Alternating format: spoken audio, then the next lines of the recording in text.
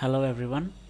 Today we are going to learn how to get the shortcuts keys in the Word file directly instead of searching in the Google Chrome or any other search engine. Now let's see.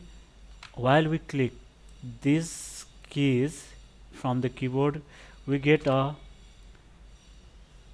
macros, that is macros name, and within this we will get at first we get all active templates and documents of this file, but we need to go to word commands, and after that we need to go to through this command, that is list command, and run this one.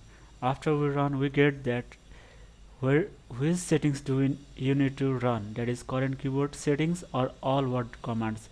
Right now I am running this current keyboard settings, that is here, and the required shortcut keys of the Word files are over here.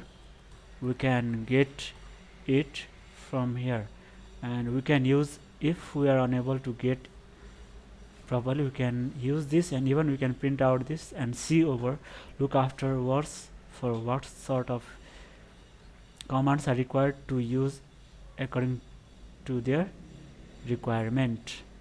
Okay, thank you for watching this video.